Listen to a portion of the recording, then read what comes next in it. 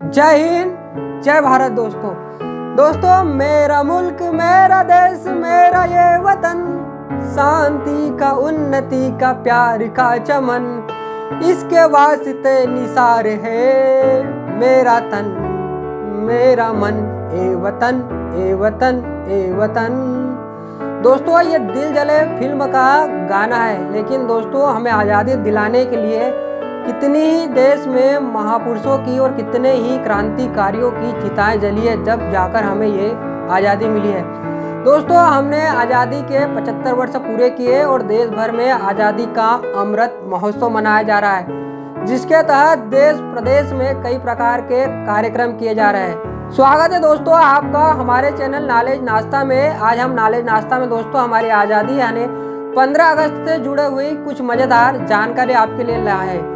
दोस्तों जब 15 अगस्त साल 1947 को हमारा देश स्वतंत्र हुआ था, तो उस समय हमारे पास राष्ट्रगान नहीं था।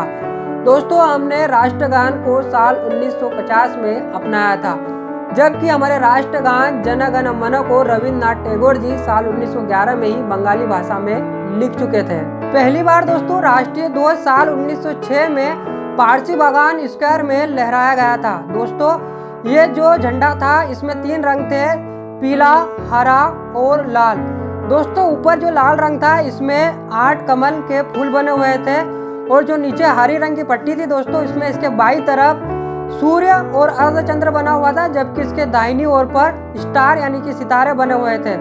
दोस्तों जो वर्तमान हमारे झंडे का रूप है, दोस्तों इसका जो पहला संस्करण था वो साल 1921 में आया था। इसे आंध्र प्रदेश के एक स्वतंत्रता सेनानी पिंगली वेंकैया जी ने तैयार किया था। दोस्तों इसमें 2 रंग थे, लाल और हरा। बाद में महात्मा गांधी जी ने इसमें सफेद पट्टी पर चरखे को और जोड़ने का सुझाव दिया। जब हमारा देश साल 1947 में आज़ाद हुआ, तो उसके कुछ समय पहले ही हमारी संविधान सभा ने इसमें संशोधन करके चरखे के स्थान पर एक अशोक चक्र को लगाया, जो कि भीमराव अंबेडकर जी का सुझाव था। वैसे तो दोस्तों हर 15 अगस्त को हमारे देश के प्रधानमंत्री लाल किले से झंडे का ध्वजारोहण करते हैं, लेकिन जिस साल हम आज़ाद हुए थे यानी कि 1947 में, उस बार ये 16 अगस्त को हमारे प्रथम प्रधानमंत्री श्री पंडित जवाहरलाल नेहरू जी ने इसका ध्वजारोहण किया था। दोस्तों जब 15 अगस्त को हमारा देश आज़ाद हुआ था, तब भारत और पाकिस्तान के बीच में कोई भी रेखा नहीं खींची गई थी, यानी कि जो रेड क्लिप रेखा है जो कि भारत और पाकिस्तान का विभाजन करती है, ये 17 अगस्त को खींची गई थी। इसके बाद भारत में 560 देशी रियासतों को भारतीय संघ में शामिल करने का काम हमारे लौह पुरुष सरदार वल्लभ भाई पटेल ने किया, और 2 रियासतें हैदराबाद और जूनागढ़ को सेना की कार्रवाई द्वारा भारतीय संघ में मिला लिया गया। दोस्तों हमारी स्वतंत्रता से जुड़ी हुई और एक मजेदार जानकारी है कि जब हमारा देश साल 1947 में आज़ाद हुआ, तब पुर्तगाल ने अपने संविधान में संशोधन करके गोवा को एक पुर्तगाली राज्य घोषित कर दिया था। बाद में भारतीय सेना ने 19 दिसंबर साल 1961 में इस पर हमला करके इसे भारतीय संघ में शामिल किया। दोस्तों जब हमारा देश आज़ाद हुआ, उस समय 1 रुपया $1 के बराबर हुआ करता था, और सोने का भाव 80 रुपये 66 पैसे प्रति 10 ग्राम के बराबर बताया जाता है। दोस्तों 15 अगस्त साल 1972 को हमारे देश में पिन कोड की शुरुआत हुई, और 15 अगस्त साल 1982 को हमारे देश में टीवी के रंगीन कार्यक्रमों की शुरुआत हुई, यानी कि उनका प्रसारण शुरू हुआ।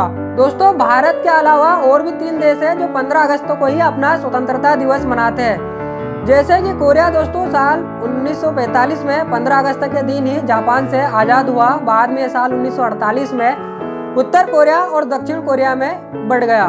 इसके अलावा दोस्तों जो बहरीन है, यह भी ब्रिटेन से 15 अगस्त साल 1971 में ही आज़ाद हुआ था, और कांगो को भी फ्रांस से 15 अगस्त साल 1960 में ही आज़ादी प्राप्त हुई थी। इसके अलावा दोस्तों दुनिया के सबसे छोटे देशों में से एक देश है लिंकटेस्टिन। ये भी दोस्तों जमरन साम्राज्य से साल 1866 में आज़ाद हुआ था, और ये साल 1940 से 15 अगस्त को अपने राष्ट्रीय दिवस के रूप में मनाता आ रहा है। दोस्तों जब 15 अगस्त साल 1947 को हमारा पूरा देश आज़ादी के जश्न में डूबा हुआ था, तो उस समय गांधी जी इसमें शामिल नहीं थे। दोस्तों महात्मा गांधी उस समय कोलकाता में हिंदू मुस्लिम जो दंगे हो रहे थे उन्हें रोकने में लगे हुए थे। दोस्तों आजकल महात्मा गांधी जी पर कुछ लोग कुछ भी अनर्गल टिप्पणियां करते हैं, जो दोस्तों सही बात नहीं है। वो बात अलग है कि देश के इतिहास में और देश के आज़ादी के बाद कुछ हमारे देश के महापुरुषों और क्रांतिकारियों को वो सम्मान मिलना चाहिए था जिसके वो हकदार थे। शायद हो सकता है वो नहीं मिला, लेकिन उन्हें मिल जाएगा। लेकिन इसका ये कतई मतलब नहीं है कि देश के जो दूसरे महापुरुष हैं उनके योगदान को, उनके सम्मान को हम कम आके।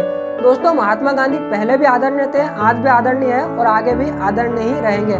महात्मा गांधी ने इस देश के लिए काफी कुछ किया है, उनका इस देश की आज़ादी में बहुत ज़्यादा योगदान है। दोस्तों, गांधी जी कहते हैं कि खुद में वो बदलाव लाइए जो आप देश और दुनिया में देखना चाहते हैं। आशा है दोस्तों वीडियो आपको पसंद आया होगा।